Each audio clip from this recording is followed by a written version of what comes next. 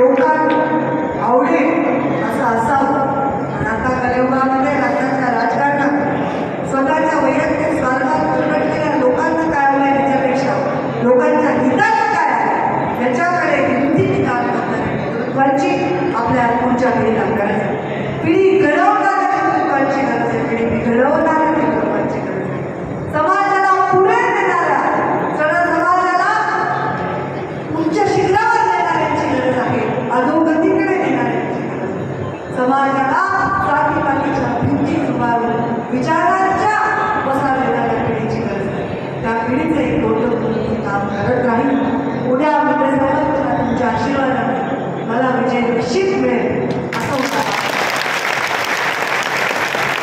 मतांचा विजय उद्या करणार आहे, पण आचरणाचा संयमाचा आणि आपल्या या प्रवासामध्ये कुठल्याही वेळेवेळी आपलं आचरण विसरून देण्याच्या बाबतीचा जर विचार केला तर आपण प्रचारातच ही निवडणूक जिंकलेलो आहोत. म्हणजे राजकारणामध्ये एक सुंदर विजावरोपण करण्याची एक संधी होती. संघर्ष जर झाला आणि मला वाटतं योग्य निर्णय घेतला आहे आणि भविष्यामध्ये त्या योग्य निर्णयावर समाज करत राहील.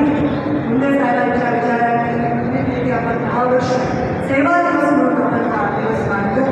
यावर्षी लोकांना अडचण होते केला असाच आता दिवस आपल्याला पुढच्या वेळी लवकरच मुंडे साहेबांच्या पुण्यतिथीच्या निमित्ताने आपण एखादा चांगला कार्यक्रम मोठा घेऊन त्या कार्यक्रमामध्ये सेवा लोकांच्याकडे याचा नक्कीच मी निश्चित देते.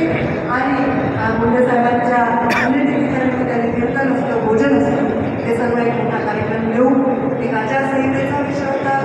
उद्या निवडणुकीचा निकाल असल्यामुळे लोकांना आपण अडचणीत आणू नये असं एक मनात आलं आहे. लोकांचं कार्यक्रम छोटे कार्यक्रम त्यांनी काही छोटे कार्य ठेवलं तर मोठे कार्य करण्याचं काम तुम्ही करतात. म्हणजे फक्त दर्शन करायचं मला इच्छा होती, पण तुम्ही सर्व एवढ्या संख्येने आला. सर्वजण प्रसाद घ्या, सर्वांचं दर्शन घ्या आणि आपापल्या कामाला लागा. पंकजा ताईंनाच भेटलं पाहिजे आणि त्यांच्यावर फोटो झालाच पाहिजे हे काही तुमचं परत कर्तव्य नाही. कारण खास करून बाहेरचे आलेले संजय राजा सगळे तिकडचे विदर्भातले आले, औरंगाबादकडचे लोक आले, पश्चिम महाराष्ट्रातले काही लोक आले. आज आपल्याला फोटो काढण्याचा दिवस नाही.